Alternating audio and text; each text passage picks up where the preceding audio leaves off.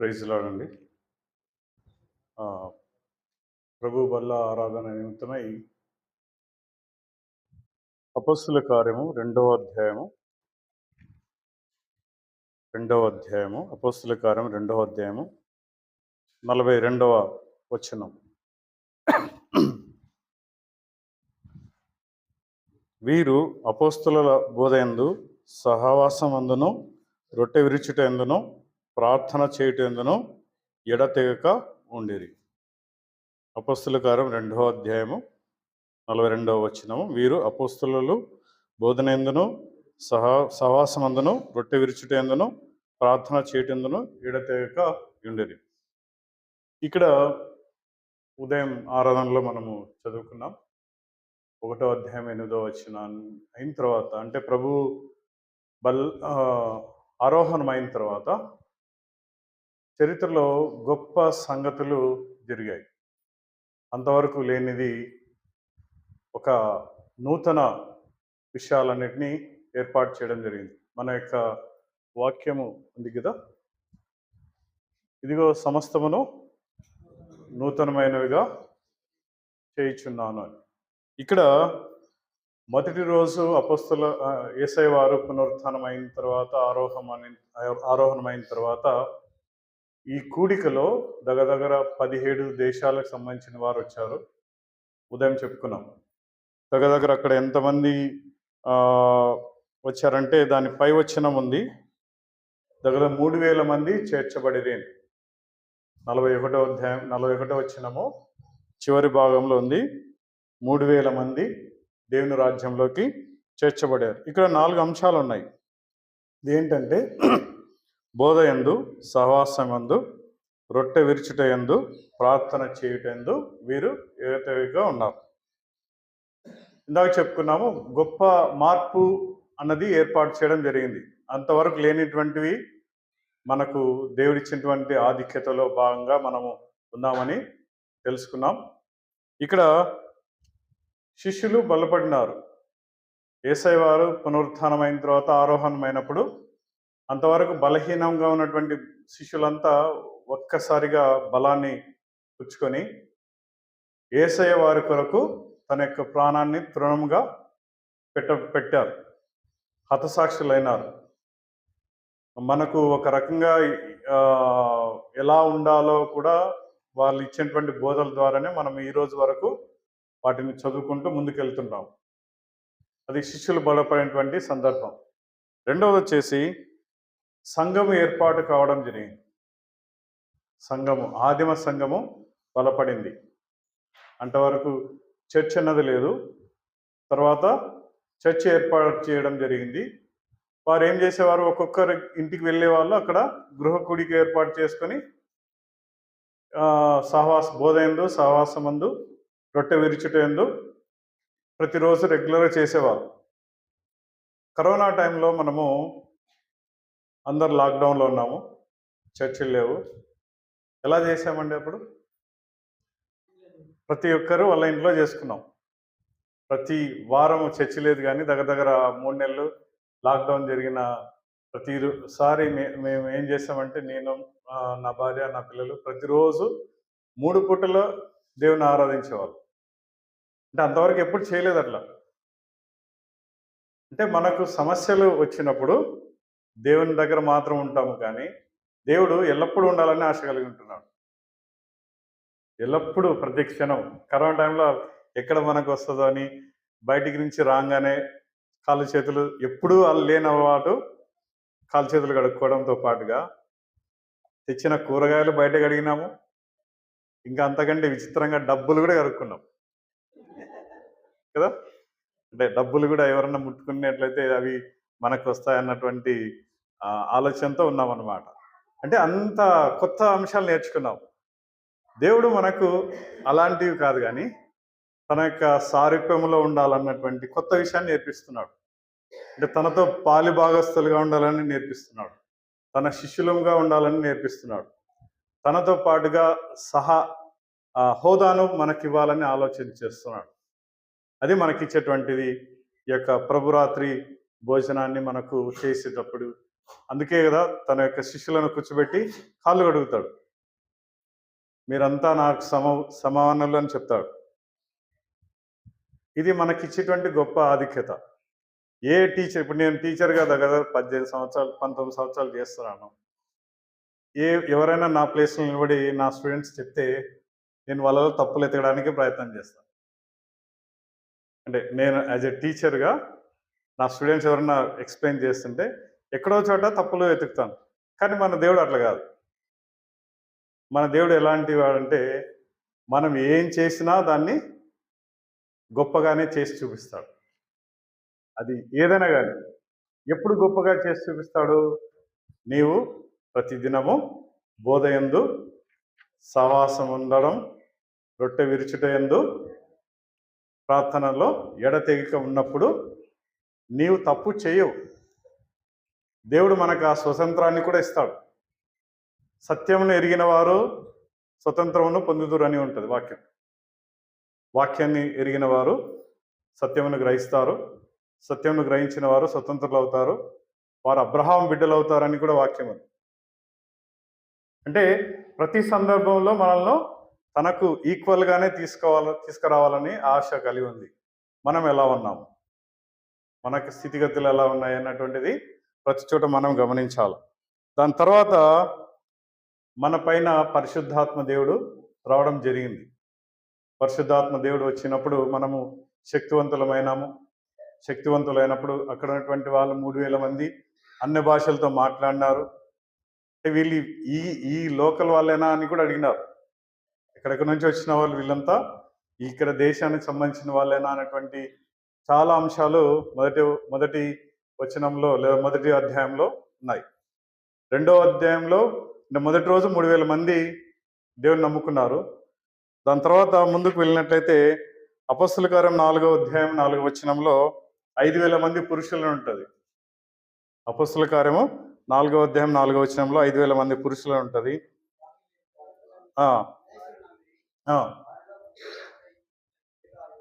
5000 మంది అయినా. దాని తర్వాత 5వ అధ్యాయం 14వ వచనంలో మరీ ఎక్కువ సంఖ్యలో విశ్వాసులు అయినారని ఉంటుంది.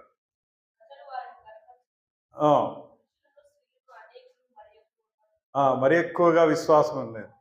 దాని తర్వాత ముందుకెళ్తే 6వ అధ్యాయము 7వ వచనంలో శిష్యులు ఎక్కువ మందిగా విశ్వాసం పొందడమే కాకుండా అప్పుడున్నటువంటి వాళ్ళల్లో యాజకులు విశ్వాసులుగా అయినారు కదా.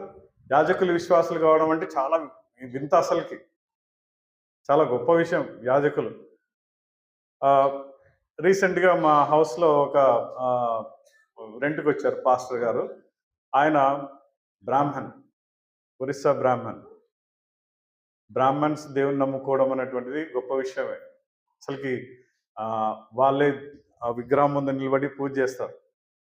అలాంటి వాళ్ళు దేవుని కొరకు నిలబడి దేవుని నిమిత్తమై సాక్షులుగా ఉంటున్నారు, ప్రాణాన్ని ఇస్తుంటున్నారు. మనం ఎలా ఉన్నాం, మనం ఏ స్థాయిలో ఉన్నామో మనల్ని ప్రతిరోజు ప్రతి క్షణం పరీక్షించుకోవాలనేటువంటిది అందులో భాగంగానే మనకి ఇచ్చినటువంటి ఒక గొప్ప తీర్మానం లేదా ఆజ్ఞ అనుకోవచ్చు. బోధయందు, సహవాసమందు, రొట్టె విరుచుటందు, ప్రార్థన చేయుటందు ఎడతెగక ఉండాలని దేవుడు మనకిచ్చేటువంటి ఆజ్ఞ.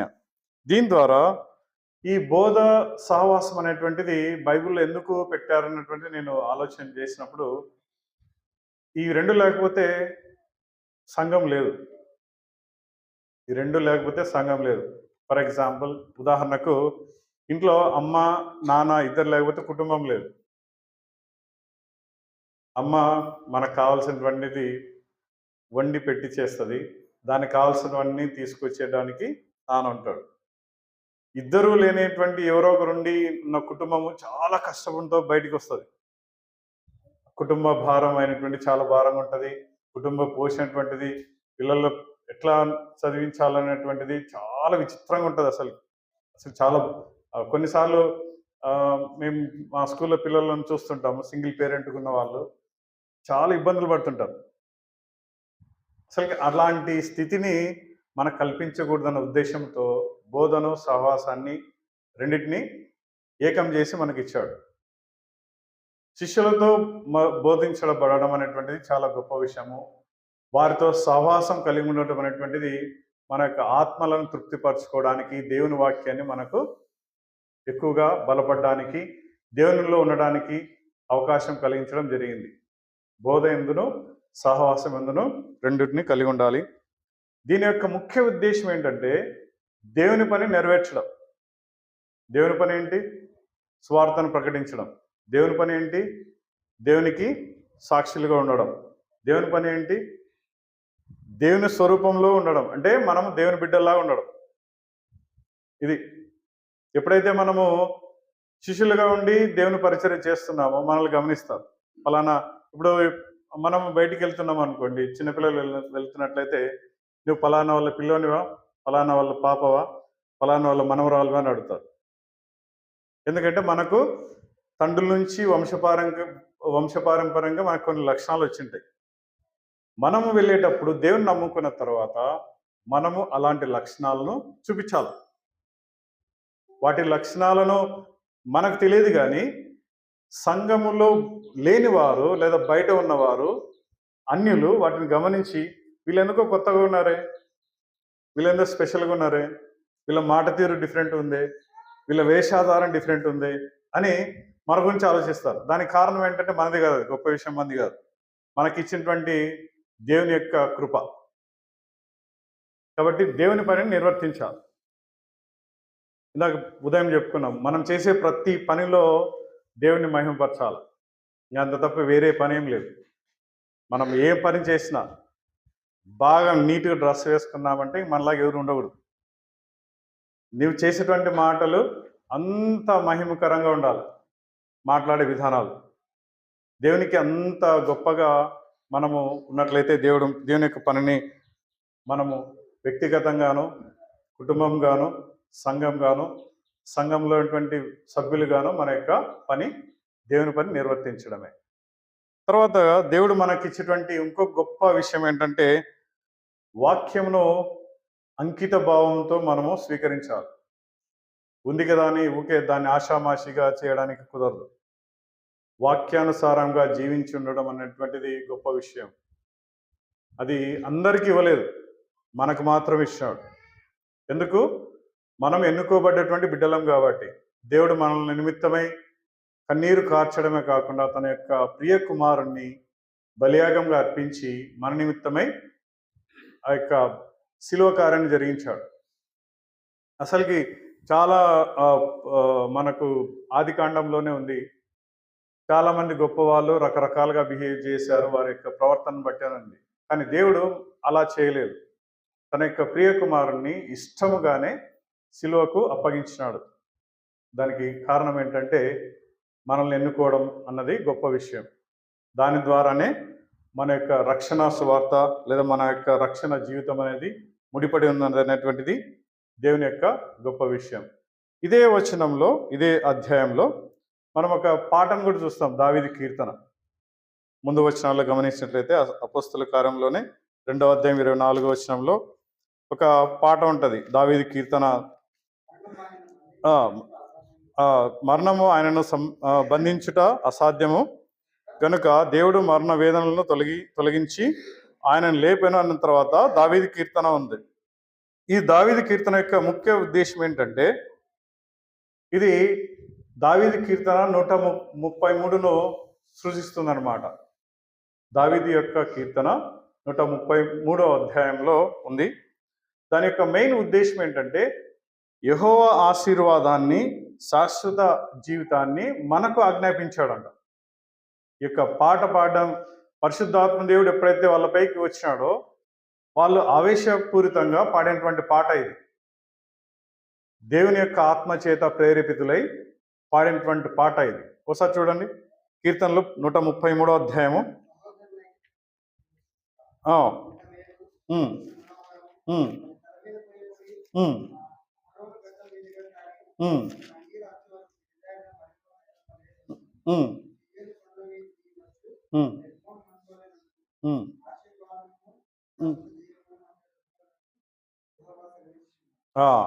ఆశీర్వాదమును శాశ్వత జీవమును అచ్చట నుండవలనని యెహోవా సెలవిచ్చి ఉన్నాడు. యెహోవా సెలవిచ్చినప్పుడు అది మనము పాటించాలన్నటువంటిది. దేనికోసము? శాశ్వత జీవం. శాశ్వత జీవం అనేటువంటిది మరణం లేనటువంటిది. అది కూడా ఎట్లా అంట, మనమే నిర్ణయించుకునేటువంటి స్వభావం మనకి ఇచ్చినాడు. మనల్ని చాలా గొప్పగా చూడాలనేటువంటిది దేవుని యొక్క ఆశ. నూతన విషయంగా, నూతన నిబంధనగా మనకు ఈ యొక్క ప్రభురాత్రి భోజనం ద్వారా ఒకరితోనొకరు సహవాసం కలిగి ఉండడం నేర్పించినాడు. సోదర స్వభావాన్ని నేర్పించినాడు. తగ్గించుకునే స్వభావాన్ని నేర్పించినాడు. ఇంకా అందరూ సమానులైనటువంటి విధానాన్ని నేర్పించినాడు. అంతవరకు లేదు. ఎప్పుడైతే శిలువ కార్యం జరిగినప్పుడు ఆ యొక్క మధ్యన ఉన్నటువంటి ఆ యొక్క తెర చినిగిపోయింది. చినిగిపోవడంతో అతి పరిశుద్ధమైనటువంటి స్థలానికి మనల్ని తీసుకుపోవడానికి దేవునికి అవకాశం వచ్చింది. మనం ఆ స్థలంలోకి వెళ్ళాల్సిన అర్హత పొందినాం. ప్రతి దానికి ఆధార్ కార్డు ఎట్లాంటిదో మనకు రక్షణ భాగ్యమైనటువంటిది అలాంటిది. దేవుడు మనకు ఈ యొక్క రక్షణ ద్వారా, ఈ యొక్క ప్రభురాత్రి భోజనం ద్వారా మనకు అవకాశాన్ని కల్పిస్తుంటున్నాడు. ఈ బోధ అనేటువంటిది చూడండి, మత్తయి సువార్తలో అక్కడ కూర్చొని మాట్లాడుతుంటారు. మాట్లాడేటువంటి వాళ్ళని పిలిచి వాళ్ళు ఏదో పని చేస్తుంటారు. కొంతమంది వలలు సరి చేస్తుంటారు, కొంతమంది బుక్కులు రాసుకుంటుంటారు. మీరు నన్ను వెంబడించండి అంటే వెంబడిస్తారు. మత్తయి అక్కడ లెక్కలు రాసుకుంటుంటాడు. మత్తయి వచ్చేసి బుక్కులు రాస్తుంటాడు. రాసేటప్పుడు నువ్వు నన్ను వెంబడించంటాడు, వెళ్ళిపోతాడు. పేతురు వాళ్ళు చోట కూర్చొని వలలు సరి చేసుకుంటుంటారు. మీరు రండి, మిమ్మల్ని ఈ చేపలు కాదు మనుషులు బట్టి జాలులుగా తయారు చేస్తానంటాడు.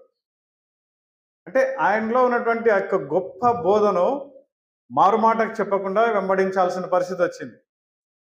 మనం ప్రతి సంవత్సరము, ప్రతి వారం దేవుని వాక్యం వింటున్నాము. సువార్తను ప్రకటిస్తున్నామా? సువార్తను ప్రకటించడం అంటే మన యొక్క ప్రవర్తన ద్వారా దేవుని మహిమపరుస్తుంటున్నామా? మనం చేసేటువంటి ప్రతి పని మన కుటుంబాన్ని లేదా తల్లిదండ్రులకి ఎట్లాంటి అవమానకరంగా ఉంటుందో మనకు తెలుసు.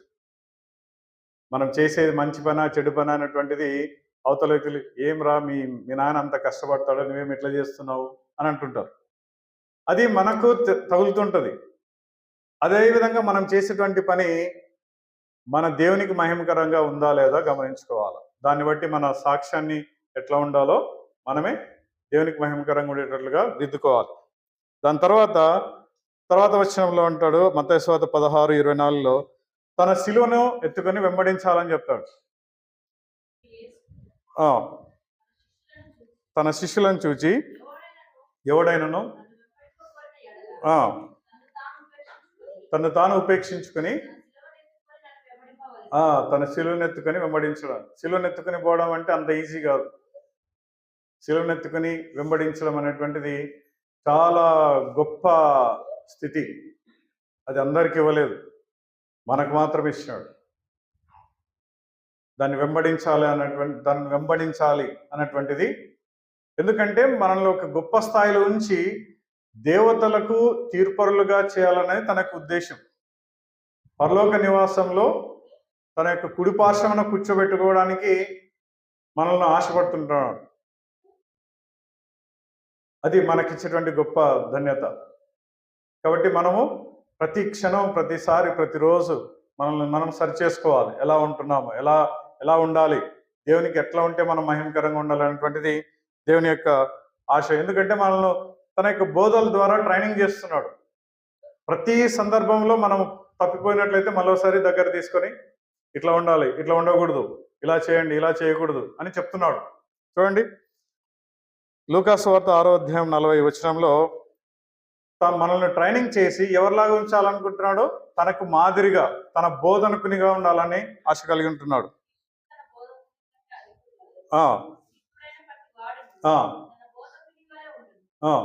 శిష్యుడైన ప్రతివాడు తన బోధకుని వలె ఉండాలనేటువంటిది. అంటే సిద్ధుడు, ట్రైన్ అయినటువంటి వాడు. సో టీచర్ కావాలంటే ట్రైనింగ్ కావాలి, ఇంకేదైనా ఉద్యోగం చేయాలంటే ట్రైనింగ్ కావాలి, పాస్టర్ కావాలంటే ట్రైనింగ్ కావాలి. ప్రతి దానికి ట్రైనింగ్ ఉంది. మనల్ని కూడా దేవుని రూపంలోకి మార్చుకోవడానికి ఈ యొక్క సహవాసము, బోధ అనేటువంటిది దేవుని పని నిర్వర్తించడానికి ఏర్పాటు చేశాడు.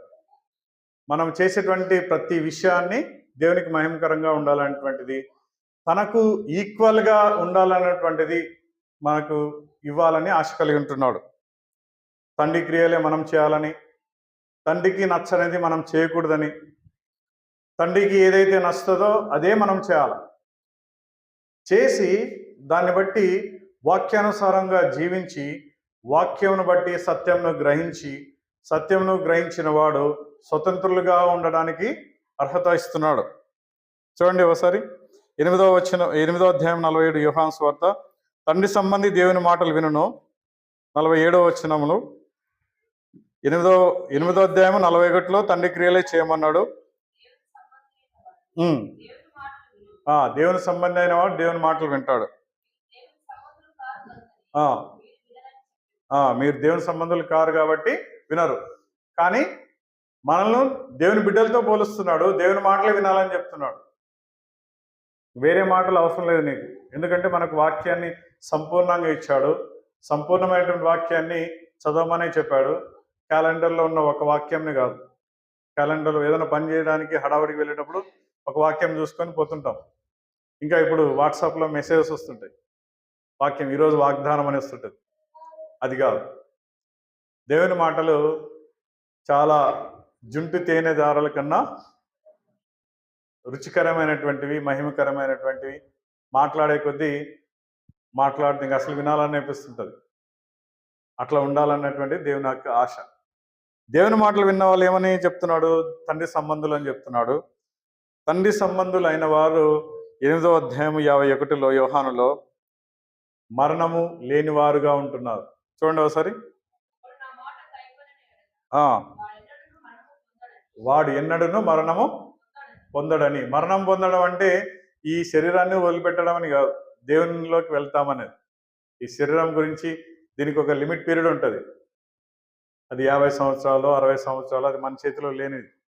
ఎందుకంటే కాలము దేవుని ఆధీనంలో ఉంటుంది. కాబట్టి మరణం పొందడం అనేటువంటిది, మరణం పొందడం అనేటువంటిది నిత్య నరకాగ్ని నుండి తప్పించడం. నిత్య నరకం నుండి తప్పించడానికి మనల్ని అర్హులుగా చేస్తున్నాడు. అది మనం పొందడం ఆయనకి ఇష్టం. నిత్య నరకం నుండి తప్పించబడడం అనేటువంటిది దేవునికి ఇష్టము. అందుకోసమే మనల్ని ట్రైనప్ చేస్తున్నాడు. ట్రైనప్ చేయడానికి బోధా సహవాసం అనేటువంటిది మనకు ఇవ్వడం జరిగింది. ఈ సహవాసం అనేటువంటిది క్రియలో ఉండేటువంటిది మెయిన్గా ఉద్దేశం ఏంటంటే దేవునితో పాటుగా ఉండడం, ఉమ్మడి పౌరసత్వం అన్నమాట. సహవాసం కలిగి ఉండడం అంటే దేవునితో పాటుగా ఉమ్మడి పౌరసత్వం కలిగి ఉండడం. ఇది కొత్త నిబంధన గ్రంథంలో దగ్గర 80 బైబిల్లో 80 సార్లు గుర్తించడం జరిగింది.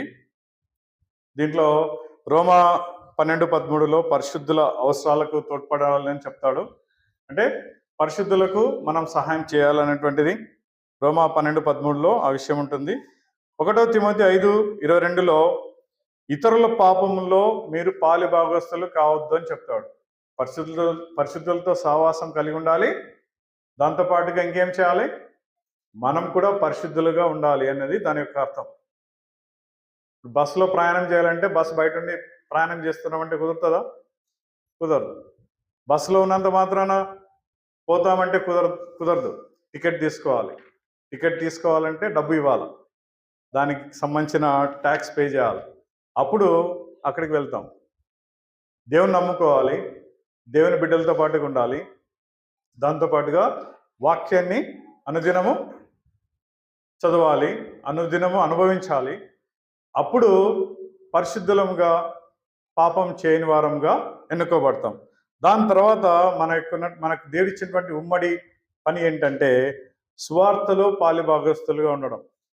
సువార్తలో పాలిభాగస్తు ఉండడం అంటే మనం చేసేటువంటి ప్రతి విషయంలో దేవుని మహిమపరచడం. ఉదయం మనం మాట్లాడుకున్నాం, ఒక చిన్న పని చేసేటువంటి ఒక స్త్రీ, ఒక ఆమె ఎలాంటి గొప్ప స్థానానికి వెళ్ళిందో, అది ఎవరికి సాధ్యం కానటువంటి పనిని సుసాధ్యం చేసినటువంటి గొప్ప దేవుడు మనకున్నాడు. అది మనకు మాత్రమే చెందినటువంటిది. అట్లాంటివి అందరికి ఇస్తాడు. నీవు చేసే పనిని 300 100 1000 ఆశ్రయించే గొప్ప శక్తి కలిగినటువంటి దేవుడు. ఒక ఆమె ఉండేదంట. ఆమె ఒక పొలంలో బిందెలు మోస్తూ నీళ్ళు పొలంలో ఉన్నటువంటి చెట్లకు నీళ్లు పోసేది. రూపాయికి ఒక బిందె నడుచుకుంటూ వెళ్ళి తీసుకురావాలి, ఏరులో నుంచి తీసుకురావాలి, ఆ చెట్లకు నీళ్లు పోయాలి. రోజుకు కనీసం ఆమె 50 బిందెలు మోస్తుంది, అంటే 50 రూపాయలు. ఇది ఒక 15 సంవత్సరాల క్రితం జరిగినటువంటి మాట. మా ఫ్రెండ్ వాళ్ళ అమ్మ చేసేది అనమాట. ఆమె రోజు ఒక బిందె రోజు 50 బిందెలు రోజు మోసి పోసేది చెట్లకు. తర్వాత ఆమెను దేవుడు ఎట్లా ఆశీర్వదించాడంటే, ఏ పొలంలో అయితే పని చేసేదో అదే పొలాన్ని ఆమె కొనుక్కున్నది. 2 ఎకరాల్లో పనిచేసేది, అదే 2 ఎకరాలు కొనుక్కోగలిగింది. ఇంకా విచిత్రం ఏంటంటే, ఆ ఓనరు బాగా లాస్ కావడం వల్ల ఆయన పడే కష్టము ఆమె తట్టుకోలేక ఆ ఓనర్నే పని మనిషిగా పెట్టుకుంది. ఇది ఇంకా విచిత్రం. రూపాయికు డబ్బులు ఇచ్చేట ఆయనను ఈమె తిరిగి రూపాయికి పని పెట్టుకుంది. అది మామూలుగా మనకైతే ఊహకు అందదు, కొంత కామెడీగా విచిత్రంగా ఉంటుంది. కానీ దేవుని విషయంలో ఏదైనా సాధ్యమే. అలాంటి వాళ్ళనే మార్చగలిగినప్పుడు నిన్ను నన్ను ఏ విధంగా అయినా ఉపయోగించుకోగలిగినటువంటి సమర్థుడు దేవుడు. మనం చేయాల్సింది ఏంటంటే, దేవుని నమ్మాలి, రక్షకుడిగా అంగీకరించాలి, దేవుని వాక్యాన్ని ప్రతిదినము చదవాలి, దాన్ని మనసులో తీసుకోవాలి. పరిశుద్ధాత్మ దేవుడు వచ్చినంటేనే మనము ఏదో అయిపోతామని కాదు. పరిశుద్ధాత్మ దేవుడు ఎప్పుడు బాహ్యంగా మనల్ని శుద్ధీకరించడు. పరిశుద్ధాత్మ దేవుడు వచ్చినప్పుడు మన యొక్క అంతరంగిక పురుషుడు శుద్ధీకరించబడి బాహ్యంగా దేవుణ్ణి మహిమపరుస్తాం. ప్రతి చోట ఇప్పుడు ఒక బావిలో ఏదన్నా చిన్న పిల్లి చనిపోయింది అనుకోండి, మొత్తం ఆ నీళ్ళన్నీ తోడేస్తాం. అలా ఉంటుంది అనమాట. బయట క్లీన్ చేయరు. దాంట్లో మెయిన్ ప్రాబ్లం ఏంటో దాన్ని తీసి పడేసిన తర్వాత, ఆ నీళ్ళు క్లీన్ చేసిన తర్వాత అప్పుడు వాడుకోవడానికి ఉపయోగిస్తాం. అలాంటిదే దేవుని యొక్క పని కూడా అంతే. మనల్ని ఫస్ట్ మన లోపల ఉన్నటువంటి అంతరంగ పురుషుల్ని, ఆ యొక్క అంతరంగ వ్యక్తిని క్లీన్ చేసిన తర్వాత అప్పుడు మనల్ని వాడుకుంటాడు. దానికి మనము అనుకూలించాల, దానికి మనం ఒప్పుకోవాలి. ఒప్పుకోగలిగినప్పుడే దేవుడు మనల్ని అనువైన పాత్రగా వాడుకుంటాడు. లేదంటే ఏ విధంగా అయితే వజ్రాన్ని ఊకే దొరికినంటనే మార్కెట్లో తీసుకుపోతే అంత విలువ ఉండదు. దాన్ని అన్ని విధాల కోత కోసినప్పుడే దాని యొక్క విలువ బయటకు వస్తుంది. అది మనము వజ్రంతో పోల్చాడు. విలువ లేనటువంటి ఆ యొక్క వజ్రం కంటే గొప్ప విలువగా మనల్ని దేవుడు ఎన్నుకుంటున్నాడు. ఇది దేవుడు మనకిచ్చేటువంటి ఇంకా అత్యంత గొప్పకరమైనటువంటి విషయం ఏంటంటే, క్రీస్తుతో సహవాసం కలగడానికి మనల్ని పిలుస్తుంటున్నాడు. 1 కొరింథీ 15వ అధ్యాయం 26వ వచనంలో ఉంటుంది. 1 కొరింథీ 15:26వ వచనంలో ఉంటుంది. దేవుని కుమారుడైన ప్రభువైన క్రీస్తుతో సహవాసం నాకు పిలువబడిన వారం. ఒకసారి చదవండి. 1 కొరింథీ 15:26.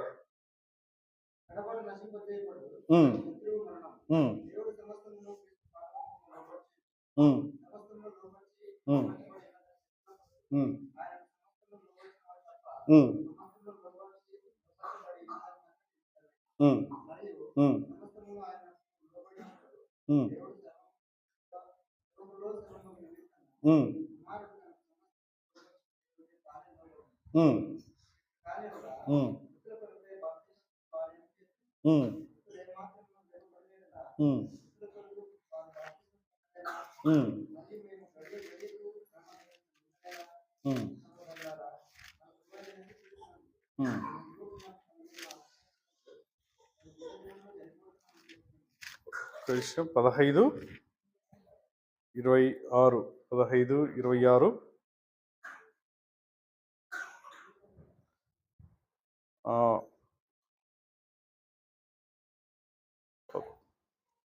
దేవుడి యొక్క గొప్ప విషయం ఏంటంటే, 1 కొరింథీ 15వ అధ్యాయము 26వ వచనంలో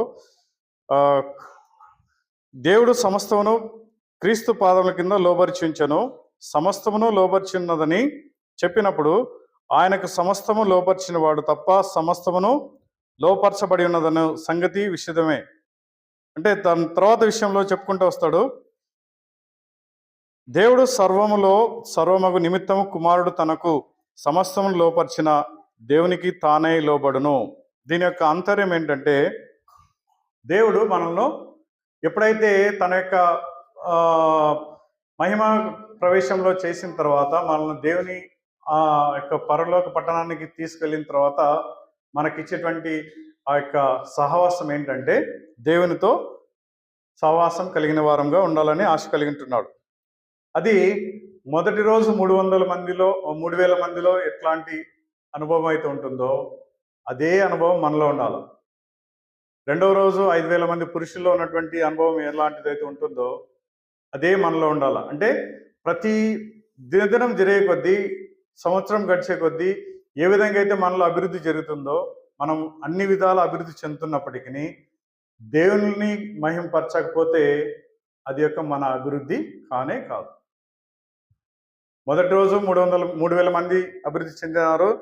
ఆరో వచనం వచ్చేసరికి, 6వ అధ్యాయం వచ్చేసరికి విశ్వాసులుగా ఆ యొక్క మత పెద్దలు, యాజకులు వచ్చారు. అట్లాంటి అభివృద్ధి మనలో చూపించగలిగినప్పుడే మనము క్రీస్తు వారంగా ఉంటాం. వ్యక్తిగతంగా మనం ఎలాంటి అభివృద్ధిలో ఉన్నామో కుటుంబంలో అలాంటి అభివృద్ధి చూపించగలగాలి. కుటుంబంలో ఎలాంటి అభివృద్ధి చూపించగలిగినామో సంఘంలో కూడా అలాంటి అభివృద్ధి చూపించగలిగి ఉండాలి. అది ఆత్మీయంగా అన్నది దేవుని యొక్క వాక్యం చెప్తుంది. లోకరీతిలో ఉన్నటువంటి గొప్ప కాదు దేవుడు అడిగేది. నీవు నా నిమిత్తం ఏం చేసినావు అని అడుగుతాడు. అందుకోసం కదా మలాకి గ్రంథంలో ఆ యొక్క మాట అంటాడు, నాకు రావాల్సిన ఘనత ఎక్కడ, నాకు ఇవ్వాల్సినటువంటి ఘనత ఎక్కడ అని అడుగుతాడు. మనం చేసేటువంటి ప్రతి విషయంలో ఏ విధంగా అయితే అభివృద్ధి చూపించగలిగి దేవుని మహింపరుస్తామో దేవుడు మనల్ని అంతగా గొప్పగా ఆశీర్వదిస్తాడు. లేనట్లయితే మరొక అవకాశాన్ని కలిగిస్తున్నాడు. మనం ఆలోచన చేయాలి. మనము ఎలాంటి స్థితిలో ఉన్నామో ప్రతి ఒక్కరము మనకు తెలుస్తుంది. ఇప్పుడు మనం ఏదైనా ఎవరికైనా హక్ చేయాలనుకో, లేదా ఎవరినైనా బాధించాలనుకున్నావు, బాధించబడే వ్యక్తికి తెలియకపోవచ్చు, కానీ మనకు తెలుస్తుంటుంది ఆ వ్యక్తిని బాధ పెడుతున్నామా లేదని. ఇప్పుడు ఎవరైనా ఉదాహరణకు పొట్టి వ్యక్తి ఉన్నాడు అనుకోండి, ఆ పొట్టి వ్యక్తిని పొట్టోడని పిలుస్తుంటాం. అది అవతల వ్యక్తికి తెలియకపోవచ్చు, కానీ నేను అనే మాట నాకు తెలుస్తుంటుంది ఆ వ్యక్తిని బాధ పెడుతున్నామా లేదా అనేది. ఇది దేవుడు ప్రతి సందర్భంలో మనల్ని హెచ్చరిస్తుంటాడు. ప్రతి సందర్భంలో పరిశుద్ధాత్మ దేవుడు మనల్ని హెచ్చరిస్తుండి మనల్ని దేవుని వైపు, దేవుని సహవాసం వైపు తీసుకెళ్లాలన్నటువంటిది దేవునికి ఆశ కలిగి ఉన్నాడు. అది మనకిచ్చినటువంటి గొప్ప ధన్యత. యోహాను సువార్త 1 యోహాను 2వ అధ్యాయం 9 నుండి 11వ చూసినట్లయితే, మనం సహోదరుని ద్వేషించినట్లయితే ఇంకా చీకట్లో ఉన్నామని, సహోదరుని ప్రేమించడం అన్నటువంటిది వెలుగులో నడిచే వ్యక్తిగా ఉన్నామని వాక్యం చూడండి.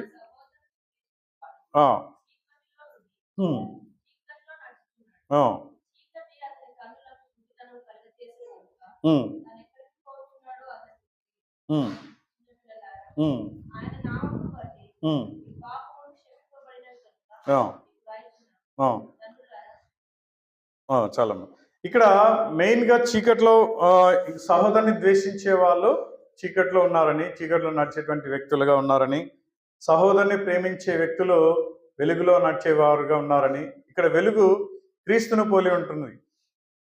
క్రీస్తులో తప్ప ఏది మనల్ని మనం సరి చేసుకోవడానికి కుదరదు. మనకు చిట్ట చివరి అల్టిమేట్ మాదిరికరం ఎవరంటే యేసయ్య వారే. యేసయ్య వారు తప్ప మనల్ని ఎవ్వరు మాదిరికరంగా మనం ఊహించుకోకూడదు.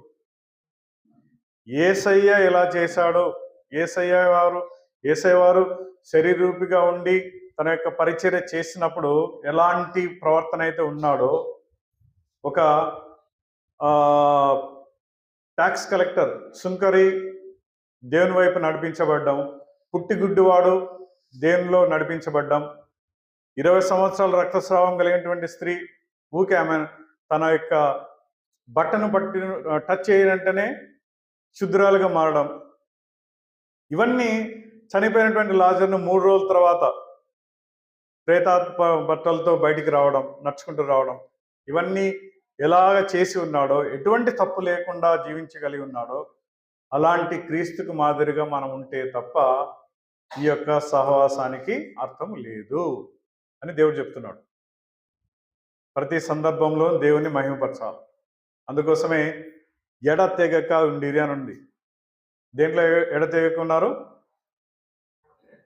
బోధ యందు, సహవాసమందు, రొట్టె విరుచుట యందు, ప్రార్థన యందు. ఈ 4 అంశాలు ఎడతెగకంగా ప్రతిరోజు అనుకోండి, ప్రతి క్షణం, ప్రతిరోజు రొట్టె ఎట్లా ఇచ్చాలా, ప్రతి క్షణం ఎట్లా విర్చాలంటే దేవుని వాక్యమనే. దేవుని వాక్యం. అందుకోసమే మనం ప్రార్థన చేస్తాం కదా, ఏమని? సిలువకు అప్పగించబడినటువంటి తన శరీరానికి సాదృశ్యంగా ఉన్నటువంటి రొట్టెను, తనకు సాదృశ్యంగా ఉన్నటువంటి రొట్టెను, మనకు ఇచ్చినటువంటి రొట్టె ఏంటంటే వాక్యం. ప్రతిరోజు బలపడాలనేటువంటి దేవుని యొక్క ఆశ. ప్రతిరోజు ప్రార్థన చేయాలి, ప్రతి క్షణం ప్రార్థన చేయాలి. దానికి ఒక లిమిట్ అనేటువంటి లేదు. అందుకోసం ఎడతెగక ఉండిరి అని ఉంది. మనం అలాగా ఉన్నామా లేదన్నది మనం సరి చేసుకోవాలి. ఒకసారి లేనట్లయితే ఆలోచన చేసుకోవాలి. మరొకసారి దేవుణ్ణి పాదాల చెంత మ్రోకరించి దేవుణ్ణి బతిమాలుకొని మరొకసారి మనల్ని మనం సరి చేసుకోవడానికి ఇచ్చిన అవకాశంగా ప్రతి క్షణాన్ని మనము గుర్తుపెట్టుకోవాలి. ఏమాత్రం తప్పిపోయినా కూడా మళ్ళీ ఒకసారి రావాలి. ఏమాత్రం. సో ఈరోజు వచ్చేటప్పుడు మాకు డైవర్షన్ అటు ఇటు ఎట్లా పోవాలన్నది కొంచెం అటు ఇటు ఆలోచన చేస్తుంటే మా బావగారు వాళ్ళకి తెలిసినటువంటి ఒక అతను ఫోన్ చేశారు. సార్ అట్లా వెళ్తే మేలా, ఇట్లా వెళ్తే మేలా అని అడిగినప్పుడు తను డైరెక్షన్ ఇస్తున్నాడు. కొంచెం లేటుగా బయలుదేరాల్సి వచ్చింది. అంటే ఆల్రెడీ తెలిసిన వాళ్ళను మనం అడుగుతున్నాం. మనకు తెలిసిన వ్యక్తి ఎవరు? యేసయ్య వారు. యేసయ్య వారు తప్ప ఎవ్వరు కాదు. పరలోకం ఎట్లుందో తెలియదు. యేసయ్య వారు చూశారు, యేసయ్య వారు వచ్చారు మన నిమిత్తమై, మనల్ని తీసుకుపోవడానికి వచ్చినారు. మనం ఎవరిని నమ్మాలి? దేవుని నమ్మాలి. ఆ ఇచ్చినటువంటి దేవుడు చెప్పేటువంటి మాట ఏంటి? బోధ యందు, సహవాసం యందు, ఇంకా రొట్టె విరుచుట యందు, ప్రార్థన యందు ఎడతెగక ఉండాలని చెప్తున్నాడు. అప్పుడు మన పైన పరిశుద్ధాత్మ దేవుడు వస్తాడు. పరిశుద్ధాత్మ దేవుడు వచ్చినప్పుడు మనము ఆ దేవునికి సాక్షికరంగా, మహిమకరంగా ఉంటాము. చివరిగా దేవునితో సమానంగా బోధకుని వలె క్రీస్తు స్వరూపంలోకి వెళ్తాము. మహిమా స్వరూపంతో ఆ యొక్క యెహోవా పట్టణమందు చేరి దేవుణ్ణి నిత్యము స్తుతించే వారంగా ఉండాలన్నది తన యొక్క ఆశ. దీన్ని అందుకోవడానికి మనం ప్రతిరోజు ప్రతి క్షణము సరి చేసుకోవాలన్నటువంటి దేవుని యొక్క ఆశ. రండి ఒకసారి కళ్ళు మూసుకొని ప్రార్థన చేద్దాం. దేవుని వైపు ఆలోచన చేసుకుని, వ్యక్తిగతంగా నేను, కుటుంబంగా నా కుటుంబమును, మరియు అలానే మీరు వ్యక్తిగతంగాను, కుటుంబంగాను, అదేవిధంగా